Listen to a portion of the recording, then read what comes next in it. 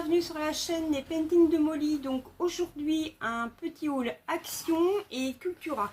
Donc je me suis acheté un petit agenda 2024-2025 assez girly. Il est pailleté. À l'intérieur, les pages sont roses comme ça. Donc j'ai payé 99 centimes d'euros pour mettre dans le sac à main. C'est très bien. J'ai trouvé un DP. Alors il y avait des nouveaux, dont avec un avec 2 chevaux. Il y avait un papillon. Et il y avait un autre avec des fleurs, je crois. Ouais, voilà. Donc c'est pour moi c'était celui-là le plus beau. Alors je vais vous le montrer. Donc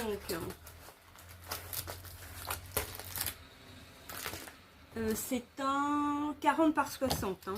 Il est grand. Alors, le toolkit habituel, voilà. La feuille de route. Alors cette fois-ci, l'image est toute petite. Ils ont dû faire des économies d'encre. D'habitude, on a une grande image très sympa. Alors, on a 6, 10, 20... On a 29 couleurs. Donc, ce sont des diamants ronds. Et on a des strass. Ouais, il y a des strass. Voilà, donc je vous les montre un petit peu.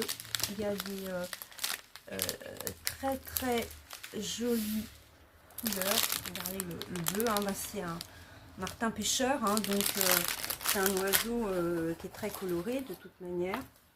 Oui, oui. Et donc il est en portrait. Il est superbe. Il est super joli. Voilà le diamond painting. Ah oui, hein, c'est marqué que il y a des diamants métalliques. Ouais. Ah ouais.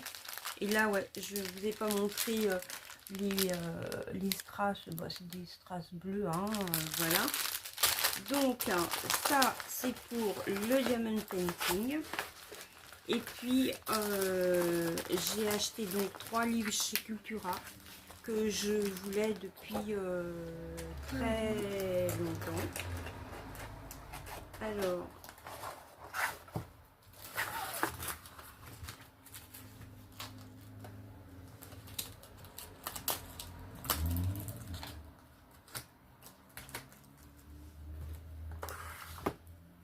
donc voici les livres. Alors c'est celui-ci, Tracy Chevalier, c'est la brodeuse de Winchester. Ça se passe en 1932.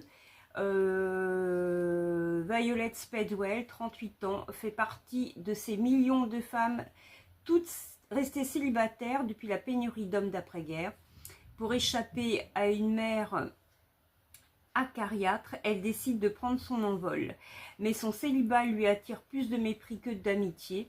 C'est au sein du cercle des brodeuses de la cathédrale qu'elle trouvera le soutien qui lui manque pour affronter les préjugés de son époque. Grâce à Arthur, le sonneur de cloche, elle découvre aussi un tout autre cercle, masculin cette fois. Au même moment, la radio annonce l'arrivée d'un certain Hitler à la tête de l'Allemagne. Voilà, donc ce livre, je le voulais depuis très très longtemps. J'ai trouvé par hasard. Donc voilà, je pense que ça va être une petite histoire sympa. Il fait, alors je plisse les yeux hein, parce que j'ai pas mes lunettes. Il fait 377 pages. Donc celui-là, il va rester pas très loin de moi parce que je pense que je vais lire là sous peu. Et les 2 livres pour lesquels j'étais allée chez Cultura, c'est celui-là. C'est un auteur que j'ai rencontré cette année au Festival des Étonnants Voyageurs, qui s'appelle Sorge Chalandon. Et ce livre, je le voulais absolument. Et ça s'appelle Une joie précoce. En fait, Sorge Chalandon dans ce livre raconte l'histoire d'une libraire qui s'appelle Jeanne et qui va rentrer en rébellion lorsqu'on lui annonce qu'elle a un cancer du sein.